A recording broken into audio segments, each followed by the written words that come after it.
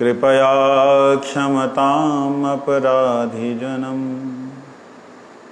कलुषायुत सक्त सुदीननरम् सुपथे परिचालय सर्वदिनम् प्रणमामि च माधवदेवपदम् वंशाकल्पतरुभ्यश्च कृपा सिन्धुभ्यैव च पतितानां पावनेभ्यो वैष्णवभ्यो नमो नमः। नमो महावदन्याय कृष्णप्रेमप्रदायते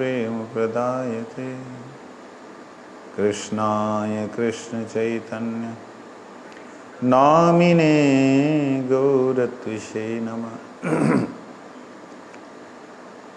वृन्दायै तुलसीदेव्यै प्रियायै केशवस्य च कृष्णभक्तिप्रदे देवी सत्यवत्यै नमो नमः। हरे कृष्ण कृष्ण कृष्ण हरे हरे, हरे राम राम राम हरे हरे। भूमौ स्वखलितपादानां भूमिरेवावलम्बनं त्वयि यजातयपराधानां त्वमैव शरणं प्रभु, त्वमैव शरणं प्रभु। जैव धर्म 84 नंबर पेज। हम श्रवण कर रहे हैं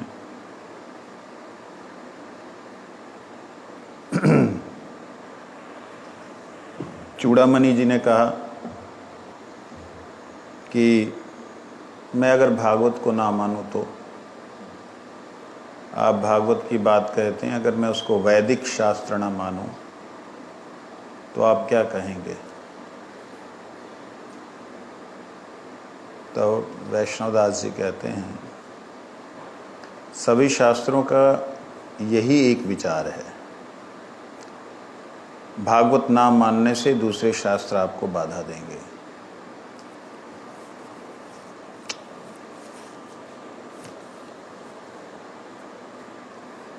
कहते हैं जो मैंने बात कही है ऊपर,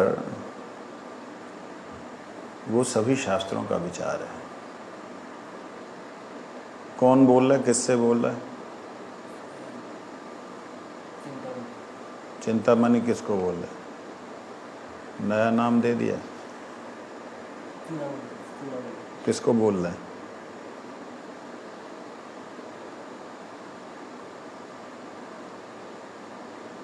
कभी इनकी भी चिंतन कर लिया करो, कौन किससे बात कर रहा है। वैष्णवदास बाबा जी महाराज से चूड़ामणि जी का वार्तालाप चल रहा है। तो वैष्णवदास बाबा जी ने सुनते ही बोला, बहुत से शास्त्रों के दिखलाने की आवश्यकता नहीं होगी, मैं आपको श्रीमद् भगवद गीता में ही बतला देता हूँ। भगवान गीता जी में कहते हैं कि अपि चेत सुदुराचारो भजते माम अनन्य भाग। बहुत ज़्यादा दुराचारी होने पे भी अगर मेरा अनन्य रूप से मेरी आराधना, मेरी उपासना करता है तो उसको तुम साधु समझना। साधु क्यों समझना? क्योंकि उसने रास्ता जो अपना लिया है मेरे भजन का, मुझे प्रसन्न करने का, वो रास्ता सही है। क्षिप्रम भवति धर्मात्मा शाश्वत शांति ने गच्छति कौन्ते प्रतिजाने नामे भक्त प्रणश्यति। ये बात यहाँ पे इन श्लोकों में कही है, उसे हम लोग भक्तिविनोद ठाकुर जी ने जैसा लिखा उसे पढ़ के उसका संक्षिप्त करते हैं। अपि चेत सुदुराचारो भजते माम अनन्य भाग साधुरेव समंतव्य सम्यक व्यवस्थितो ही स। अर्थात अनन्य भाग या मुझ में अनन्य भाव से श्रद्धायुक्त होकर जो भगवत कथा और भगवान नाम के श्रवण और कीर्तन से युक्त भगवत जन में मग्न रहते हैं, अतिशय दुराचारी होने के कारण उनका आचरण कर्म पद्धति के विरुद्ध होने पर भी साधु मानना, क्योंकि उन्होंने साधु पथ का अवलंबन किया है। तात्पर्य ये है कि कर्मकांड में वर्णाश्रम आदि का जो रास्ता है, पथ एक प्रकार का है, ज्ञान कांड में वैराग्य आदि का पथ दूसरी तरह का है, और सत्संग में हरि कथा तथा हरि नाम में श्रद्धा का पथ तीसरे प्रकार का है। रास्ते अलग अलग हैं और अलग अलग रास्तों के कारण आप ऐसा नहीं कह सकते कि भगवान, कई लोग बोलते हैं ऐसा कि भगवान तो असीम है, जिस भी रास्ते से चाहो, जिस भी मार्ग से चाहो उन्हें प्राप्त कर सकते हो। मैं ये बात एक बार बंगाल में बोली थी, तो वहाँ पे बैठे हुए विवेकानंद जी के अनुयायी, तो उन्होंने बोला जो तो मौत तो बहुत, जितना रास्ता है उतना ही, जितना मन के मत हैं, मति हैं, जितने भी विचार हैं वो सारे रास्ते ही हैं, मंजिल एक है। मैंने कहा ऐसे नहीं, भगवान ने गीता में अनन्यश चिंतयन्तु माम की बात कही, अनन्य भाव से मेरी उपासना, अन्ना अन्य की बात कही है। तो सुनना नहीं चाहा, गाली गलौज करने लग गए। मेरे ऊपर बुज़ुर्ग थे, थोड़े मेरे से उम्र में ज़्यादा थे, हाथ उठा दिया तो बवाल हुआ। तो कई लोग इस चीज़ को मानना नहीं चाहते, तो जो मानना नहीं चाहते उन्हें मनाने की ज़रूरत भी नहीं, क्योंकि कलयुग है, वो कलह करेंगे, क्लेश करेंगे। इसलिए भक्तिविनोद ठाकुर जी कहते हैं ये तीनों पथ कभी कभी एक साथ कर्मयोग में, कभी कभी ज्ञान योग, कभी कभी भक्ति योग में दिखलाई देते। तीनों रास्ते, तीनों चीज़ें कौन कौन सी? कर्म मार्ग के अंदर जो हम लोग पूजा पद्धति है, जो भगवान की सेवा आराधना है, वो भक्ति में भी दिखलाई देती है। कभी कभी भक्ति वाली जो श्रद्धा है, भक्ति वाली जो शरणागति है, वो कर्म में भी दिखलाई देती है। इन दोनों मार्गों में ज्ञान जो है वो कभी कभी दिखलाई देता है। अर्थात मूल रूप से देखा जाए तो तीनों एक साथ में सम्मिलित हैं। जिसमें शरणागति अधिक है वो भक्ति है, जिसमें स्वतंत्रता अर्थात स्वयं एव ईश्वर का भाव आ जाता है कि मैं उसका अंश हूँ, वही हूँ, वह ज्ञान मार्ग हो जाता है। जहाँ कि मेरे कर्म के अनुसार ही फल मुझे मिलेगा, कर्माधीन देवता समझते हैं, वहाँ कर्म का अधिकार आ जाता है। अन्यथा क्रियाएं तीनों की एक जैसे दिखती हैं। कभी कभी उनका साधन अलग अलग हो सकता है, साधन भी अलग हो सकता है। भक्ति में महामंत्र करते करते ठाकुर जी को भोग लगाया जा सकता है। ज्ञान में कि मैं ही ब्रह्माण प्रणो ब्रह्मा हवि हविर ब्रह्माणुहुतम, वो बोल करके भोग लगाया जा सकता है। कर्म कांड में इधर उधर के जो और वैदिक मंत्र हैं उनका उच्चारण करके भोग लगाया जा सकता है। तीनों में अगर क्रिया उद्देश्य लक्ष्य एक होने पर भी अलग अलग रूप से प्रलक्षित हो सकती है कि उसमें कीर्तन में कीर्तन में क्या हो जाएगा, कीर्तन में भी होगा। ज्ञान में क्या हो जाएगा, ज्ञान में भी होगा। कर्म में क्या हो जाएगा, कर्म में भी हो। लेकिन तीनों के अंदर अंतर है। कर्म में अभिमान होता है, ज्ञान में भगवान नहीं होता है। कर्म में जो अर्पण कर रहे हैं, जो वस्तु दे रहे हैं, उस वस्तु को देने का कर्म को करने वाले का अभिमान होता है कि मैं ये दे रहा हूँ, अर्पण कर रहा हूँ। अमुकाय इदम पुष्पांजलि ममकाय स्वाहा तांबुलम ममकाय स्वाहा। तांबुल देते भी नहीं, पुष्पांजलि देते भी नहीं, वस्त्रम एकदम एक धागा सा तोड़ के डाल दिया, एकदम वस्त्रम। हाँ, इस प्रकार से विधि बना रखी है। ये विधि तो विधि नहीं है, इसको बना दिया। क्या करेंगे, पुष्प दे दीजिए, अक्षत दे दीजिए। अरे वो देवता थोड़ी ना पागल है जिसको तुम वस्त्र बोल करके अक्षत दे रहे हो, वस्त्र बोल करके फूल दे रहे हो।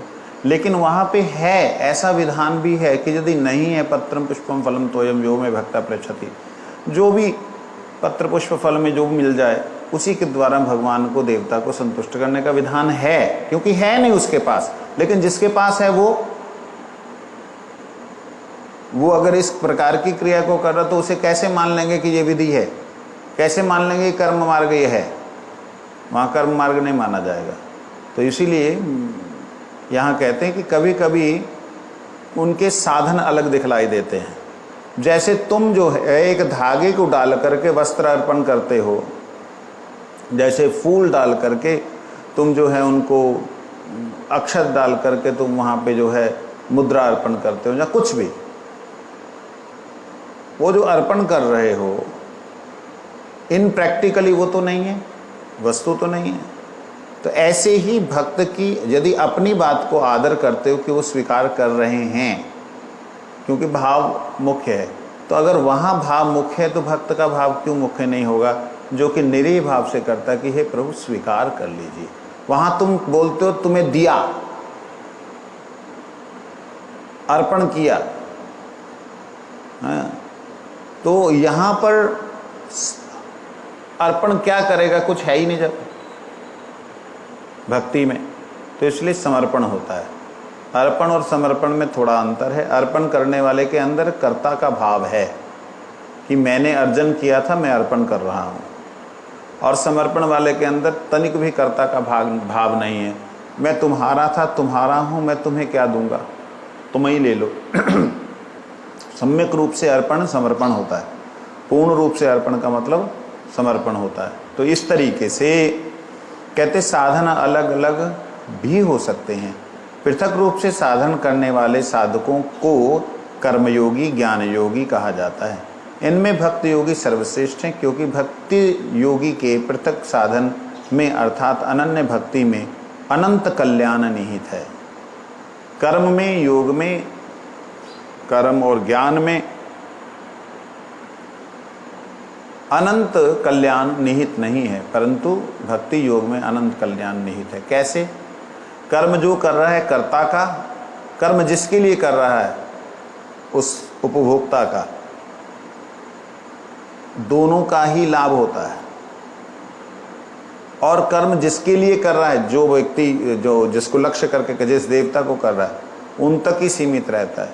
लेकिन भक्ति में तो कर्म भगवान के लिए करता है। जो कर्म भगवान के लिए किया जाता है वो समग्र हो जाता है, वो समष्टि के लिए हो जाता है, वो समस्त के लिए हो जाता है।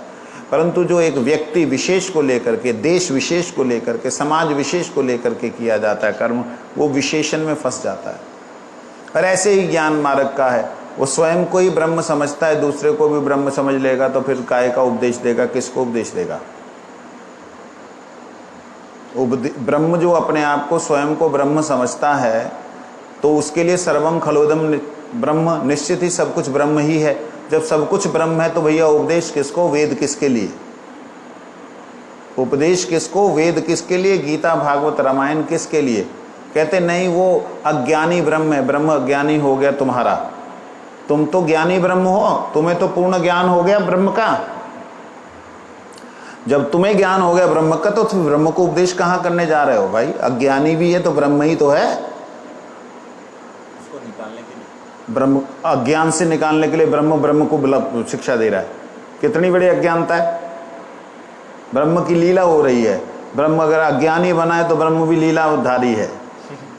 तो इसलिए वह ज्ञान मार्ग में भी समष्टि का अर्थात समस्त विश्व का कल्याण नहीं निहित है, अनंत कल्याण निहित नहीं है।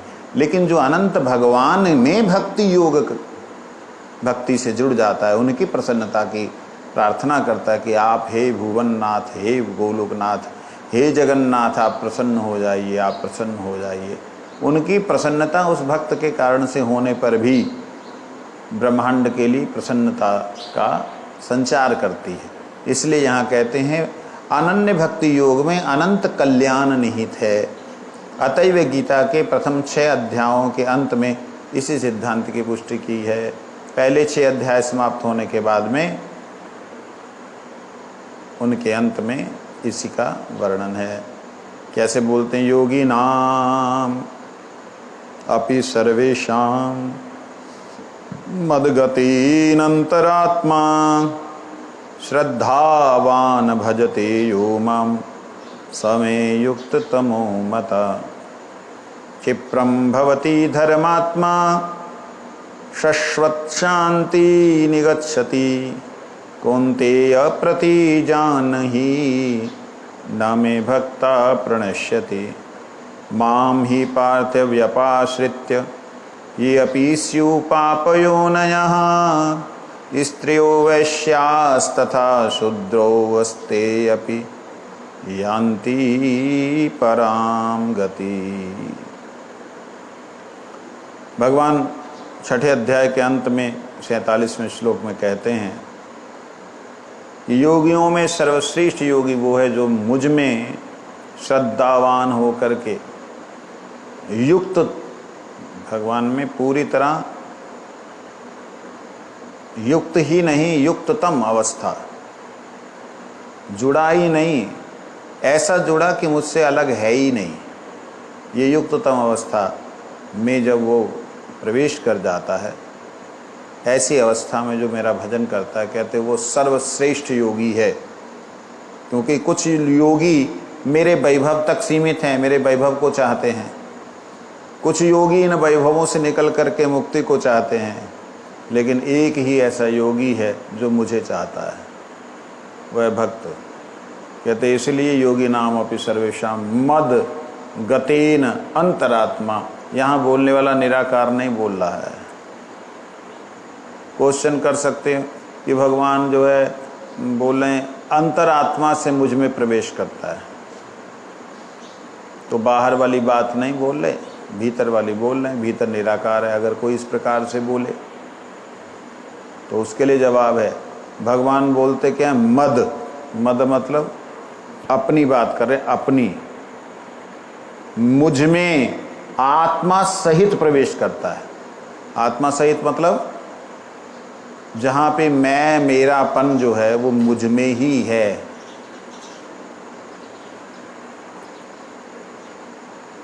मैं, मेरापन मुझ में ही है। मुझके अलावा, मेरे अलावा कोई उसका मेरा नहीं है, मेरे अलावा उसकी कोई मैं नहीं है। इस प्रकार से जो व्यक्ति है वो सर्वश्रेष्ठ योगी है। आगे भगवान कहते हैं ऐसे क्षिप्रम भवति धर्मात्मा, ऐसे व्यक्ति जो शुरू में किसी बीजाति से होते हैं, अंतज्य होते हैं, या ऐसी जातियों से बाहर होते हैं, जैसे शबर जाति हो गई, जैसे जंगली जातियां हो गई, उन लोगों को बेचारों को भोजन खाने का तरीका ही नहीं है, पानी पीने का तरीका नहीं है। ऐसी ऐसी जातियां हैं अमेजोन के अंदर, ओहो, देख करके हैरान रह जाते हैं कभी कभी जब डिस्कवरी में दिखाई देता है। उनके ये होठ जो हैं, उनको पानी पीने का तरीका है कि होठ में सीप फंसा के पानी पिएंगे। तो बचपन में ही होठ ऐसे करके फाड़ करके उसमें सीप फंसाते, सीप, जैसे गाय ऐसे करके पानी पीती, बेचारे वो ऐसे पानी पीते हैं। तो उनके बाद में होठ यहाँ तक लटक जाते हैं, यहाँ तक। उनको ऐसे खाना ही नहीं आता, बचपन से ही इसको खींचेंगे। मतलब बड़ा विचित्र, बड़ा ही भयंकर, देख करके लगता है कि कैसी कैसी जातियां हैं। उन जातियों में से अगर कोई व्यक्ति जिनको पता ही नहीं खाने का, जिनको सोने का ही नहीं पता, उनमें से अगर, मेरे को एक मैसेज आया था, हमारे एक महात्मा हैं जो साउथ अमेरिका में प्रचार करते हैं, तो उनमें से एक का मेरे पास में संदेश आता था। उसे लगता था कि शायद मैं इस्कॉन से हूँ, तो कि मुझे जो है हरि नाम की माला दे दीजिए, मुझे दीक्षा दे दीजिए। मैं तो ऐसी जाति में हूँ, बेचारे की अंग्रेजी भी सही नहीं थी, तो मैं तो ऐसी जाति का हूँ जहाँ पे कोई भी व्यक्ति पहुँच ही नहीं पाता है। हम सब लोग यहाँ मांस खाने वाले लोग हैं, और यहाँ मैं साग सब्जी शुरू कर दी है मैंने, मैं अभी कुछ सब्जियाँ उगाता हूँ, मैं शाकाहारी बन जाऊँगा। मतलब कैसा उसके अंदर श्रद्धा है, सरलता है। सोचिए, अब वह व्यक्ति अगर वो मांसाहारी ऐसी स्थिति में है जहाँ खाने की व्यवस्था का पता ही नहीं है, वो अगर भगवान को बुलाए तो क्या भगवान भेद करेंगे कि तू मांसाहारी, तुझे नहीं मैं मिलूंगा? उनको पता ही नहीं भोजन क्या होता है। तो ऐसी ऐसी जंगलों में, ऐसे ऐसे बीहड़ों में जा कर के हमारे गुरुजनों ने प्रचार किया है। ये मजाक नहीं है। जहाँ मनुष्य को खा जाने वाले लोग हैं वहाँ जा कर के वो लोग प्रचार करें और फिर तुम लोग वहाँ की निंदा करो, वो लोग आ गए जंगली लोग, दूर रहो गंदे हैं गंदे। तो तुम्हारे जैसा गंदा कोई नहीं।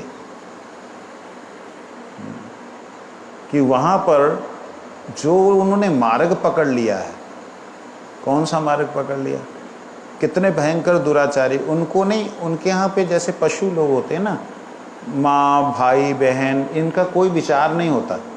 जैसे पशुओं का विचार है कैसा, मतलब ऐसे लड़ झगड़ करके किसी को, स्त्री को प्राप्त करना तो लड़ झगड़ के करना है, इस प्रकार से कुछ एक उनकी रीतियाँ हैं।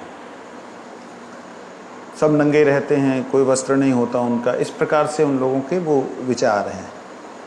तो उनके अंदर अगर भक्ति का संचार हुआ हो, जिन्हें अंतज्य कहा गया है, जिन्हें क्या बोलूं, मलिच्छ कहा जाता है, वो मलिच्छ ही हैं जो मल की इच्छा में मलिन रहते हैं, उसी में उसकी ही इच्छा करते हैं। तो ऐसे व्यक्तियों का अगर भगवान के प्रति शरणागति का भाव हो गया तो वो दुराचारी नहीं, सुदुराचारी हैं बाहर से, तो दुराचार की पराकाष्ठा में है। तो उनके लिए भगवान कहते हैं क्षिप्रम भवति धर्मात्मा, देखना वो एक दिन महान आत्मा बन जाएगा। क्यों? उसने शश्वत शांति निगज कौन ते प्रति जाने नाम, क्योंकि सम्यक व्यवस्थितो, उसने सम्यक व्यवसाय किया है। मेरी भजन करने का जो उसने निर्णय किया है वो सम्यक रूप से उसने परफेक्ट रास्ता पकड़ लिया है। ये बात है, जिसने परफेक्ट रास्ता पकड़ लिया है उसका कुछ पता नहीं कब किस समय आकर के वो पूर्णतया भगवान को समर्पित होकर के पश्चाताप करके भगवान का दास बन जाए, और जो उनकी निंदा, जो उनसे घृणा करने वाला व्यक्ति है वो भगवान से दूर हो जाए, कुछ पता नहीं। क्योंकि भगवान अपने निज जन को, जो कि उनका भजन कर रहा है, उसके अंदर किसी भी तरह से द्वेष इत्यादि भगवान पसंद नहीं करते हैं। लेकिन अगर कोई इस प्रकार से दीनहीन अवस्था से निकला हुआ, दरिद्र अवस्था से निकला हुआ कोई जीव भगवान की शरण में आ रहा है, ऐसी अवस्था में आकर के भगवान के पास में रहने वाला व्यक्ति उसकी निंदा करे, समझना मेरी बात को मैं क्या कहना चाह रहा हूं। त्यागी होकर के उस गृहस्थ की निंदा करे, जहाँ उस साधारण भक्त की निंदा करे, जहाँ उसे ये दृष्टि से देखे ये तो गृहस्थी हैं, ऐसा देखे, और उसका हृदय भगवान के लिए समर्पित हो, वो दैन्यता का भाव लेकर के अथवा भक्ति के भाव से आया हो, भगवान कहते हैं वो तो क्षिप्रम भवति धर्मात्मा, वो तो धर्मात्मा बन जाएगा। लेकिन एक बात बता दूं अर्जुन, उसका नाश तो होगा नहीं, लेकिन जो उनकी निंदा कर रहा है उसका कोई बचेगा नहीं। क्यों? घृणा क्यों कर? जब भगवान ने स्वीकार कर लिया, कहाँ भगवान ने स्वीकार कर लिया उनको? कई लोग ऐसे बोलने वाले हैं। तो भैया भगवान का नाम जो करने लग गया है, तो वो नाम करने लग गया, भगवान के प्रति शरणागति का भाव हो रहा है, यही तो सर्वश्रेष्ठ है। इससे श्रेष्ठ और क्या चाहिए आपको? ये बात तो कहते हैं इस श्लोक का तात्पर्य खूब अच्छी तरह समझने की आवश्यकता है। क्योंकि जो चूड़ामणि जी हैं वो कहना ये चाहते हैं कि वैष्णवों का सदाचार नहीं है, ये मुसलमानों को लेकर के, ये शूद्रों को लेकर के, ये पतित लोगों के बीच में हरे कृष्णा कृष्णा कृष्णा महामंत्र करते रहते हैं, गोविंदा गोविंदा गोपाला करते रहते हैं। इन लोगों को पता ही नहीं है कि इनसे दूर रहना चाहिए। भाई तुम पवित्र हो ठीक है, लेकिन उनसे तो दूर रहो। ये आचरण ही नहीं आता इनको, सदाचार ही नहीं। तो इस प्रकार से यहाँ पे एकदम टॉप क्लास की बात कह दी कि वो पाप योनि में क्यों नहीं आए। माम ही पार्थ व्यपाश्रित ये अपिस्यु पाप योनया, पाप योनि में क्यों नहीं आया हो। स्त्री वैश्य तथा शूद्रस्ती अपि यान्ति परम गति, उनको परम गति प्राप्त होगी। ये बात भगवान गारंटी के साथ बोल रहे हैं। तो इसलिए यहाँ कहते हैं भक्ति विनोद ठाकुर जी महाराज, इस श्लोक का तात्पर्य खूब अच्छी तरह से समझने की आवश्यकता है। कहते हैं जो लोग श्रद्धालु होकर भी अनन्य भक्ति का आश्रय करते हैं, जो लोग श्रद्धालु होकर अनन्य भक्ति का आश्रय करते हैं, उनके स्वभाव और चरित्र दोष शीघ्र ही दूर हो जाते हैं। उनके अंदर उनका स्वभाव भी, जो कि स्वभाव कभी बदलता नहीं है, कहते कोयला ना जाए धूले, स्वभाव ना जाए मूले। कोयले को धोने से सफ़ेद नहीं होता और स्वभाव मरने से, मूले मतलब मरने से भी नहीं जाता। कोयला ना जाए धूले, स्वभाव ना जाए मूले। फिर दूसरे ने बोला, कहते हैं कोयला का मैला छूटे जब आग करे प्रवेश। कोयले का भी रंग जो बदल जाता है जब आग में जाता, लाल हो जाता है, इतना सुंदर लगता है। छोटा सा बच्चा उसको पकड़ने के लिए जाता है, माँ थप्पड़ मार के अलग करती है। तो कोयला भी रंग बदलता है जब संग अलग हो जाए, लेकिन जैसे उस संग से निकालोगे तो काला तो दिखाई नहीं देगा, सफ़ेद दिखाई देगा, है ना। तो इस प्रकार से हम लोगों को किसी भी व्यक्ति के चरित्र का निंदा नहीं करनी चाहिए। क्यों नहीं करनी चाहिए? क्योंकि जो श्रद्धालु होकर अनन्य भक्ति का आश्रय करते हैं, उनके स्वभाव और चरित्र का दोष शीघ्र ही दूर हो जाते हैं। जहाँ भक्ति होती है, धर्म उसके पीछे पीछे चलता है। भगवान सब धर्मों के मूल हैं, जड़ हैं भगवान। वे सहज ही भक्ति के अधीन हो जाते हैं। जब इस सभी धर्मों के मूल होने के नाते भगवान, सभी प्रकार के धर्म का मतलब क्या हुआ? धर्म तो एक ही होना चाहिए। हाँ, सभी धर्म इसलिए बोला गया क्योंकि जितने भी शरीर हैं, शरीरधारी प्राणियों का स्वभाव उनके शरीर के कारण, उनके वातावरण के कारण, उनके परिवेश के कारण, उनके संस्कारों के कारण अलग अलग होता है ना। तो सबका स्वभाव अलग अलग है, तो क्या हो गया? धर्म भी अलग। भगवान सब धर्मों के मूल हैं, मतलब सारे का सारे जितने भी स्वभाव बने हैं वो देह, शरीर और व्यवस्था के अनुसार जो बने हैं वो भगवान से ही तो सारी सृष्टि हुई है। इसलिए मूल हैं भगवान सभी धर्मों के। इसलिए कहते हैं भगवान सभी धर्मों के मूल हैं, वे सहज ही भक्ति के अधीन हो जाते हैं। वो उसके भीतर के भाव को देखते हुए उसकी शरणागति को देख लेते हैं, जिसके कारण उसके अधीन हो जाते हैं। अधीन होने का मतलब क्या है? उनके अनुसार स्वीकार करते हैं या चलने लगते हैं। अधीन होने का मतलब ये होता है। जैसे भगवान अपने भक्त के अधीन हो जाएं, मतलब भक्त चाहे कि हे प्रभु, मैं आपको नित्य निरंतर आपकी सेवा करना चाहता हूँ, आप कृपा करके इस श्री मूर्ति में आप प्रवेश कर जाइए, मैं आपकी सेवा करना चाहता हूँ। वो से प्रवेश कर जाते भगवान, क्योंकि भगवान कहाँ नहीं, भगवान में तो सब कुछ है, तो मूर्ति में नहीं है। ऐसा बोलने वाले लोगों की मूर्खता है।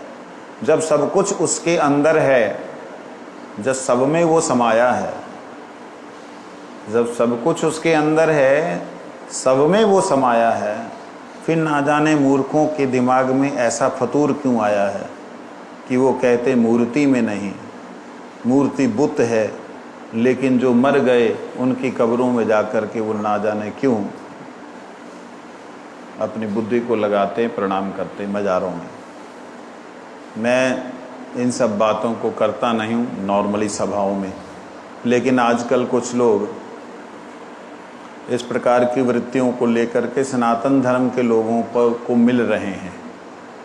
यूँ तो आर्य समाजी, अग्निवेश इत्यादि दो चार और महात्मा हैं, वो सन्यास वेश धारण करके उनमें बैठ करके इस प्रकार का दुराचार प्रचार कर रहे हैं कि मूर्ति में भगवान नहीं होते। मैं उनसे पूछता हूँ, जब जर्रे जर्रे में उसकी ही खुदाई है, जब जर्रे जर्रे में उसकी ही खुदाई है, तो क्यों तुम ये कहते हो कि इसमें नहीं वो खुदा?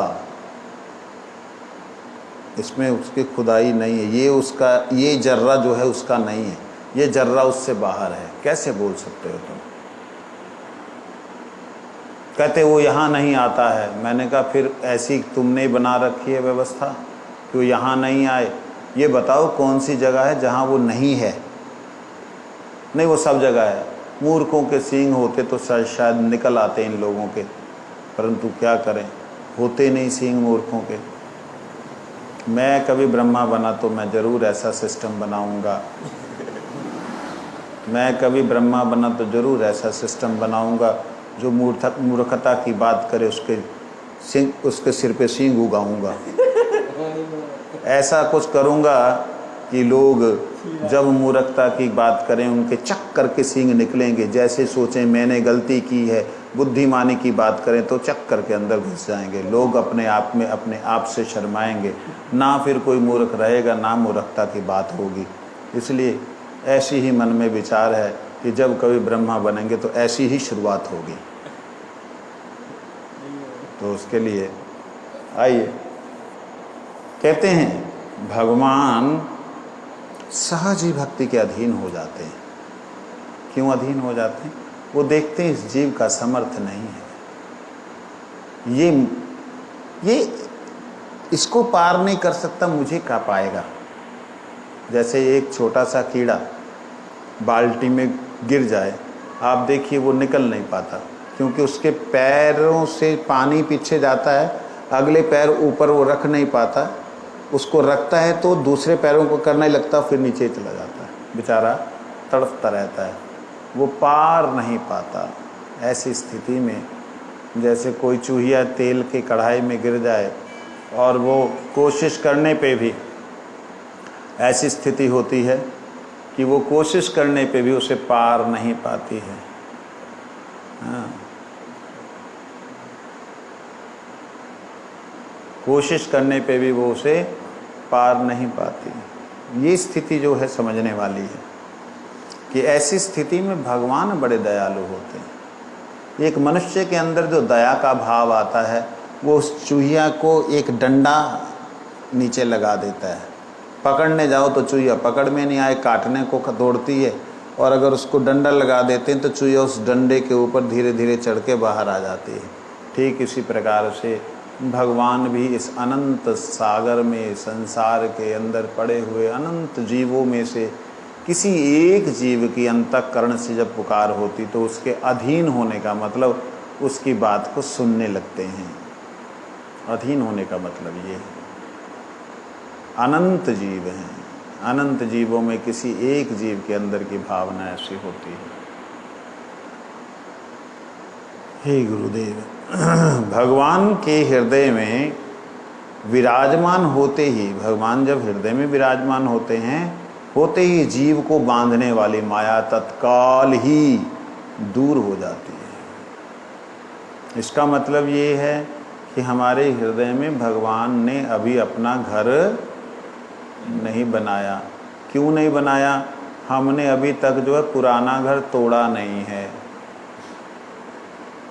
बात समझे मेरी? हमने अभी तक कोई अपना जो पुराना घर है उसको तोड़ा नहीं है। नया घर तो तब बनेगा ना जब पुराना मलबा उठा लेंगे। कईयों ने पुराना घर तो तोड़ दिया, लेकिन मलबा वहीं का वहीं पड़ा है। अरे मलबा उठाओ, पुराने घर को साइड में करो, नींव खोदो, तभी तो मिस्त्री आकर के उसमें बनाएगा अपना घर। ऐसे ही ठाकुर जी भी सहज ही भक्ति के अधीन होते हैं, परंतु वो भक्ति किसे कहते हैं? भक्ति कहते संपूर्ण समर्पण। संपूर्ण समर्पण का मतलब होता है भगवान मेरे लिए जो भी कर रहे हैं अच्छा कर रहे हैं, मेरे लिए अच्छा कर रहे, लेकिन मेरे अगल बगल के लिए तो ठीक ना कर रहे, ऐसा भाव ही नहीं आएगा। निश्चित रूप से हमारी समझ में ना आए।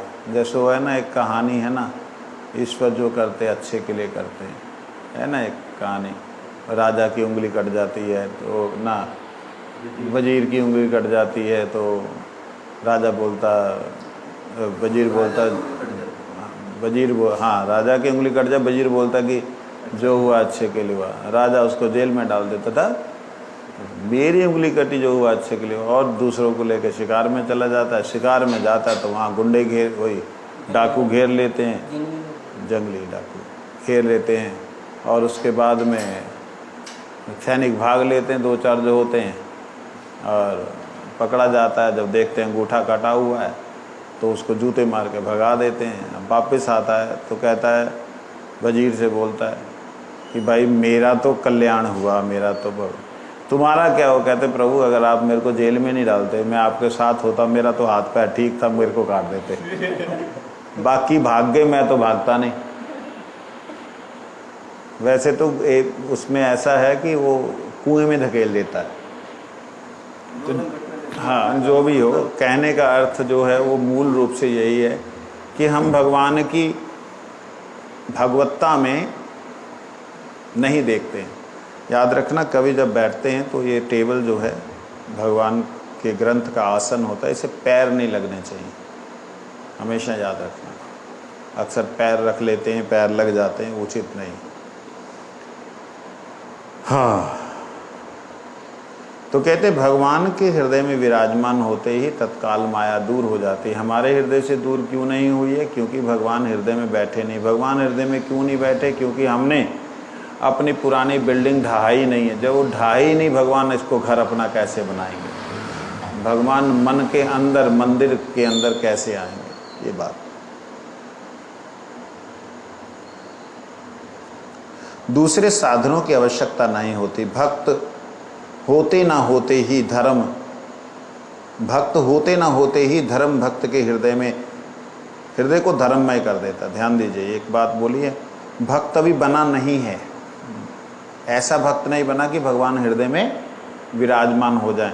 लेकिन भक्त ऐसी स्थिति में ना होते हुए भी जो धर्म है वो भक्त के हृदय में निवास करने लगता है। हाँ, वो उसका हृदय धर्ममय हो जाता है, मतलब फिर अधर्मों से बच जाता है। जो हाँ, ये अर्थ हुआ ना। तो मतलब सीढ़ी नहीं कह सकते इसको, ये कह सकते भगवान के लिए प्रिपेयर नहीं हुआ, लेकिन भगवान के प्रति शरणागत हुआ। जैसे ही शरणागत हुआ, अपने आप ही उसके हृदय में ये भाव आ जाते, मैं नहीं खाऊंगा, मैं नहीं पीऊंगा। हाँ, जैसे स्वामी महाराज जी ने कई ऐसे उनके शिष्य बनाए जिनको उन्होंने बोला, अच्छा यू डेली स्मोक करते हो, कोई बात नहीं, तुम थोड़ा डेली 1 चम्मच बाहर निकाल दिया करो, टीस्पून बाहर निकाल दो। 1 टीस्पून निकाला, अगले दिन 2 निकाले, 3 निकाले, ऐसे करते करते वो जो 1 बोतल पीता था वो बोतल 1 स्पून रह गया था। 1 स्पून अब क्या पीना। तो वो शरणागति, हाँ, वो शरणागति धर्म के रूप में, अर्थात गुरु के रूप में जो हमको सदमार्ग पे ले जाते हैं, ऐसा धर्म, उस धर्म के रूप में सबसे पहले भगवान भक्त के, उस भक्त के जो उस अवस्था में नहीं पहुंचा, उसके हृदय में धर्म के रूप में विराजमान हो जाते हैं। वो अधर्म नहीं करता है। इधर भोग वासनाएं दूर होते ही शांति आ जाती। धर्म गया, भोग वासनाएं जो हैं धर्म के आने के बाद में जैसे जैसे दूर होंगी, जितनी अवस्था में दूर होंगी, दूर होते ही शांति विराजती है। इसलिए मेरी प्रतिज्ञा है, मेरे भक्तों का कभी विनाश नहीं होता। ये भगवान ने बोला, क्षिप्रम भवति धर्मात्मा, बड़ी जल्दी वो धर्मात्मा बन जाता है, उसकी आत्मा धर्म से जुड़ जाती है। शाश्वत शांति निगच्छति, जैसे आत्मा धर्म से जुड़ती है, दुराचार उसका खत्म होता है, तो वह शांति, शाश्वत शांति, नित्य शांति प्राप्त होती है। हे कुंती पुत्र अर्जुन, जान लेना मेरे भक्त का नाश नहीं होता है। जाओ, मेरे भक्त का नाश नहीं होता, मैंने तुझे बोल दिया। जिसकी भी सभा में जाना, जाके बोल दो। यहाँ पे एक बड़ी सुंदर शब्द गुरुजी बोलते, कहते प्रति जाना ही, मतलब प्रतिज्ञा करके इस बात को मैं कह, तू जाके बोल, तू प्रतिज्ञा कर। हाँ, कौनते प्रति जाना ही, हे कुंती पुत्र अर्जुन, प्रतिज्ञा करके जानना इस बात को, समझना इस बात को, बोलना इस बात को। तू करेगा तो मैं तोड़ नहीं सकूंगा। मेरी प्रतिज्ञा को कोई, हो सकता है ऐसा भयंकर भक्त आ जाए तोड़वा दे। मैंने तो बहुत बार प्रतिज्ञा की, वो मैं तो सत्य प्रतिज्ञ हूँ, मेरी प्रतिज्ञा का कौन टालेगा कि अहम सर्वस्व प्रभव मत्तः सर्व परिवर्तिते, मैं ही सबका प्रभु हूँ, मेरे द्वारा ही सारा परिवर्तित होता है, मेरे से काम करवाते हैं, बोलते हैं जा पादुका लेके आ, मैं सिर पे पादुका लेकर के आता हूँ। मैं जो सबका प्रभु हूँ, मैं यहाँ दास बना। सखा बोलते हैं अरे नीचे बैठ, तेरे में ताकत ज़्यादा है, हम आम तोड़ेंगे। मैं नीचे बैठता हूँ, एक के ऊपर एक, एक के ऊपर एक, एक के ऊपर 4 जने चढ़ते, अरे पेड़ पे चढ़ के चले जाओ। कहते ना यहाँ में जो चढ़वे मजा आवे, सिड्डी में, वो पेड़ में ना आवे। कहते अहम सर्वस्व प्रभव मत्तः सर्व परिवर्तते, मेरे द्वारा सब कुछ होता है। ये तो मैं कहता ही हूँ, लेकिन इन प्रैक्टिकली, इन वास्तविकता में ऐसा होता कुछ नहीं है। क्यों? क्योंकि मैं भक्तों के अधीन हूँ। इसलिए कहते हैं कर्मी और ज्ञानी स्वतंत्र होकर अपनी अपनी साधना करते समय कुसंग में पड़ सकते हैं, किंतु मेरा भक्त मेरे संग के प्रभाव से कुसंग में नहीं पड़ता। यहाँ एक बात ध्यान देने योग्य है, कर्मी और ज्ञानी स्वतंत्र होकर अपनी अपनी साधना करते हैं। अगर हम में से कोई व्यक्ति कुसंग में पड़ा है तो यह जानना निश्चित रूप से आपको चाहिए। अगर हमारे में से, दोबारा बोल रहा हूँ, हमारे में से भक्ति साधना करने वालों में से कोई व्यक्ति अगर कुसंग में पड़ा है तो निश्चित रूप से जानना वह कर्मी है या ज्ञानी है। अभी भक्ति नहीं उसने शुरू की। क्यों जी कर्मी है ज्ञानी है कैसे बोल दिया आपने? वो तो भक्त है, कीर्तन करता है, उठता बैठता है, सब जैसे हमारे भक्तों के। कहते देखो वो अपने कर्मों को कर रहा है, क्योंकि भगवान की बात है। वो कर्म, जो कर्म कर रहा है कर्मी की तरह, पहले बताया ना, कर्म योग के अंदर भक्ति भी दिखलाई देख रही है, ज्ञान भी दिखलाई देता है, शुरू किया था ना। तो वो कर्मांग बन जाता है भक्ति जब शरणागति नहीं होती। वो ज्ञानांग बन जाता है भक्ति जब शरणागति नहीं होती। क्यों? क्योंकि अपनी अपनी साधना स्वतंत्र होकर कर रहे हैं। स्वतंत्र होकर करने का मतलब अधीनता से नहीं कर रहे। गुरुजी बोलते हैं, वैष्णव लोग बोलते हैं देखो वैष्णव सेवा करो, गुरु सेवा करो, हरिनाम करो, ठाकुर जी की सेवा करो। नहीं नहीं, हमारे एक थे, हमारे से ज्येष्ठ गुरु भाई थे, तो वो सब समय माला लेके रहते। तो त्रिविक्रम गोस्वामी महाराज जी ने एक बार बोला, ए तुम्हारा खून है या पानी है? क्यों? कहते तुमको नजर नहीं आता कितने वैष्णव आए हैं, कम से कम उनको कुछ आसन लगा दो, कोई पानी पूछ लो, कुछ सेवा का थोड़ा बुद्धि भी नहीं आता। कहते कितना लोग है करने के लिए, हरिनाम कोई करता है? हमारा गुरु भाई बोल रहा है हरिनाम कोई करता है? सारे जो है, सारे लोग जो है यही एक तो काम धंधा कर रहे हैं।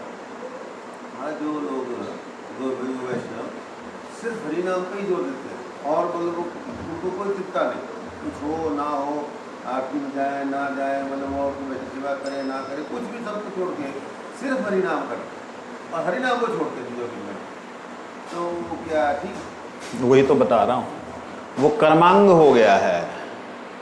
क्योंकि भक्ति अस्तु भगवत भक्त संगीन परिजायते, भक्ति भगवान के भक्तों के संग में होती है। और संग का मतलब ये नहीं होता कि खटमल की तरह उनके बीच में रह करके उनका अनुवर्तन ना करके उनका खून पिए, ये नहीं होता। भक्ति भगवान के भक्तों के संग में रह के उनकी सेवा करते हुए। भगवान के भक्त कौन है? हम एक दूसरे को तो समझते नहीं। मैं सब एक बार गुरु महाराज जी से बात हुई थी, तो गुरुजी ने बोला जो मठ में रहकर हरिगुरु वैष्णव के लिए नहीं है उनका संग नहीं करना। अब मेरी बुद्धि तो नेगेटिव, बेचारी नया बच्चा था, रंगरूट, 89 की बात है, कलकत्ता की बात है। तो वो रात मेरे लिए बीतनी बड़ी मुश्किल हो गई। मेरे को एक भी महात्मा, बड़े बड़े गुरु वर्ग लोग भी, क्योंकि वो बोलते आलू नहीं खाना, ए दो, मतलब उनके अंदर भी दोष नजर आ गया कि अरे तो आलू नहीं खाते, भगवान के प्रसाद में प्रसाद बुद्धि नहीं। यहाँ तक मेरी दुष्ट बुद्धि चली गई और मैं सवेरे सवेरे गुरु जी के कमरे में, गुरु जी मेरा दिमाग खराब हो गया। क्या हुआ? मैं, महाराज जी मुझे तो कोई हरिगुरु वैष्णव के लिए दिखाई नहीं दे रहा, मेरा तो माथा खराब हो गया, मैं पागल हो गया हूँ। रात के मतलब सोचो कि 9-10 बजे गुरु जी ने बोला होगा, सवेरे मंगला के बाद मैंने गुरु जी को बोल दिया। इतना कौन सहन करे, इतना कौन देखे। गुरु जी ने बड़ा सुंदर बात बोली मुस्कुराते हुए, कहते यही तो बद्ध जीव का लक्षण है। मैं क्या, मैं बद्ध जीव हूँ?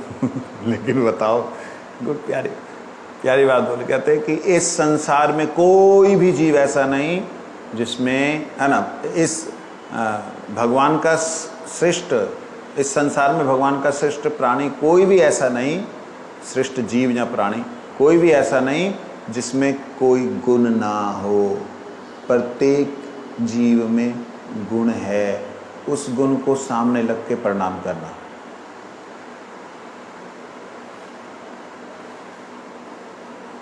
और उससे रिलेशन में प्रणाम करना। अब कुछ दिखाई देता है, झगड़ा नहीं करना, निंदा नहीं करना, क्योंकि वो तो गुरुजी ने उस दिन बोल दिया। अब बोलने के बाद में, अब 2-4 दिन बाद में कुछ मैंने देखा, तो मैं गुरुजी से कभी नहीं बोलता था, कभी किसी की शिकायत नहीं की मैंने गुरु महाराज जी ऐसे ऐसे देखा, दिमाग खराब होता है। तो गुरुजी ने बोला, उनको मालूम था ये झगड़ा करेगा। कहते निंदा नहीं करना, झगड़ा नहीं करना, जो गुण है उसको देख के प्रणाम करना, बस।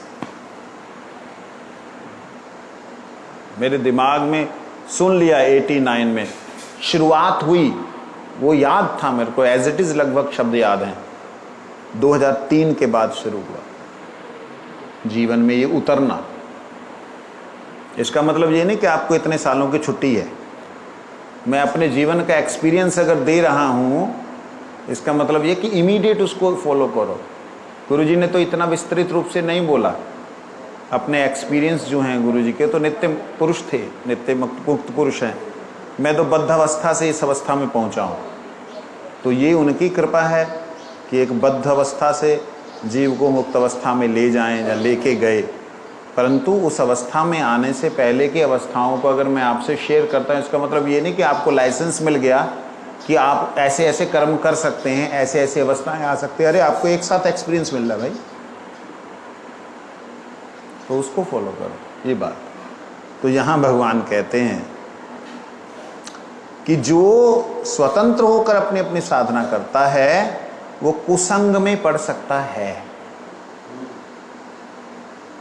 मठ में रह करके तुम लोग अगर अपनी अपनी साधना करोगे, अपनी अपनी साधना का मतलब वैष्णव अनुगत्य नहीं होगा। वैष्णव अनुगत्य नहीं होने का मतलब, मैं इतनी विस्तृत रूप से बोल रहा हूँ, वैष्णव अनुगत्य का मतलब मैं ही हरिनाम करता हूँ, बाकी तो सब सोए रहते हैं, सब वो मोबाइल देखता रहता है, जहाँ वो करता है। हरे कृष्ण कृष्ण। ये जो स्वतंत्र रूप से अपने अंदर अहम की जागृत होती है, इसमें कुसंग कब आता है कुछ नहीं समझ आती। कब आता है कुसंग नहीं समझ आती, और कब व्यक्ति गिर जाता है कुछ पता भी नहीं लगता।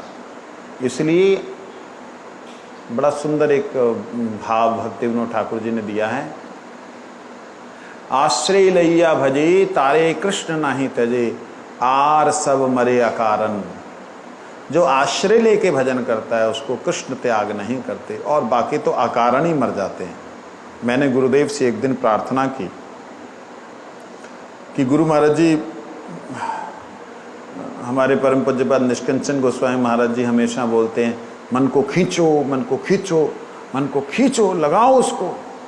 महाराज जी अगर मन को खींचना हमारा ही काम है, लगाना हम नहीं है, तो मैं अब बेटर समझता हूँ इस सारे झंझटों से निकल करके एकांत में ऐसी जगह चला जाऊँ जहाँ कोई मनुष्य ना हो। विकार तो मनुष्यों को देख के आते हैं, वहाँ चला जाऊँ। तो गुरुजी ने बड़ी सुंदर बात बोली। गुरु कहते वहाँ जाके पशु पक्षी को देख करके विकार आएगा, क्या करेगा? मैं सौरवी ऋषि को विकार तो पशु पक्षियों का देख के क्या करेगा।